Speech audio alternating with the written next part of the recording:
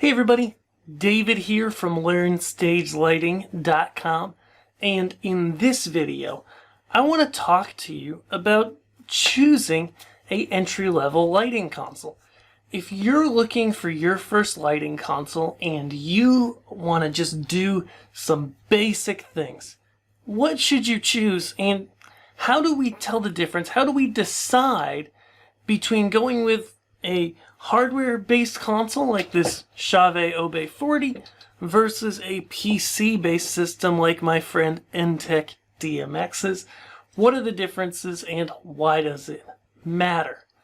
So, to begin, if you're looking at an entry-level lighting console, then you've probably landed here on Learn Stage Lighting and on this video. And when you look across the market, if you open up a catalog for a music retailer or go to a website, everywhere you go, you're going to see so many different options. You're going to see hardware-based controllers like this AVL and many off-brand knockoffs and versions from all the other major brands. And you're going to see software packages like Intech's DMX's. This one comes with this box. Or maybe you'll see the Sushi DMX package, or the Sunlight Suite, or Lumadesk, or My DMX. And you might say to yourself, okay, you know, every one of these retailers is pitching me these particular software or hardware-based consoles. How do I know what's going to work for me? When you're choosing a basic lighting console, the first thing that you need to look at is, what do you need the outcome to be? How much control do you need over your lights? Let's talk first about something like this AVL. It's actually controlling these lights in my studio here. You see I turn those on there, and I'll switch pages, and now I have control of these ones behind me. And something like this AVL gives you the option to have some faders, as we can see right here.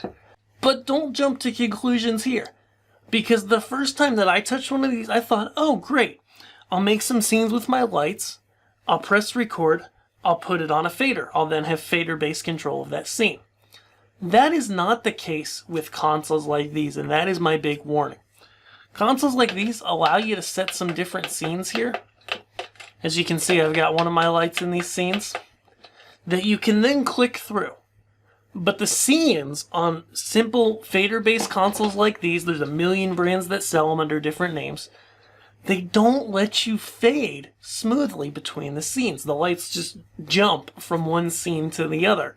And you get 8 scene buttons, and then there's a button to switch banks up or down.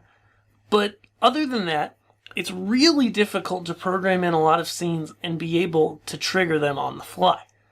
So consoles like these can work for you if you just need to bring up the lights or just turn on a scene and you don't mind jumping to it, set it and forget it.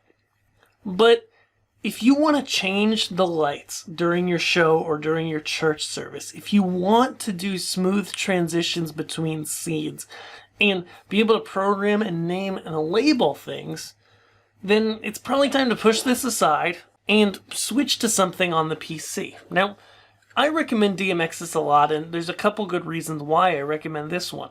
It's incredibly stable and bug-free. That's really important. It runs on both PCs and Macs, so whether you're a Mac person or a PC person, you can run the software. And what I like about DMX's, and I don't want to make this a commercial for DMX's, but it's a great piece of software, is that you plug this into your computer, you go ahead and you build some basic scenes like I'm doing for you here on the faders.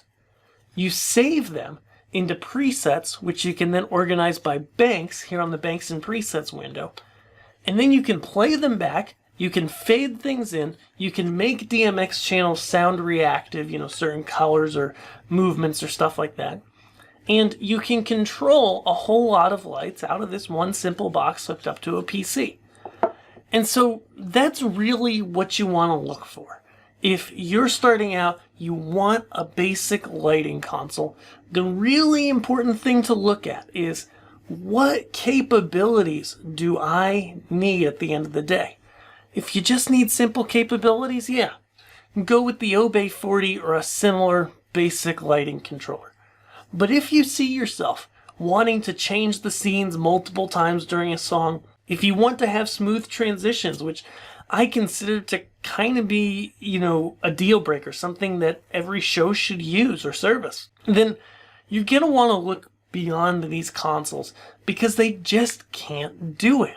They're cheap, they're not built for it, the buttons are loud and clicky, and for most people, I really don't recommend these things. I've had so many people come to me, say they've bought this type of console, then realize it's not going to meet their needs and have to get rid of it. It was a waste of their money. On the other hand, something like DMX's, a software package, is going to cost a little more.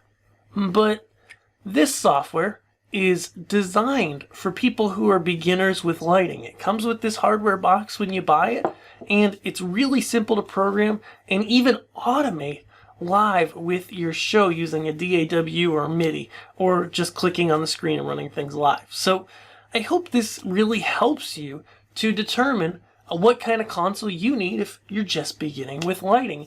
Hey, if you are just beginning with lighting, I want to get a guide into your hands. So I've got a simple quiz set up for you at learnstagelighting.com/quiz. The link's right here on the end screen. That is going to ask you what type of lighting you do and send you a free guide to get started with that type of lighting. How cool is that? You'll also want to check out my article, How Do I Choose My First Lighting Console, which is in the notes below. And of course, be sure to subscribe here on Learn Stage Lighting so you get the latest from us. I will see you in our next video. Thanks.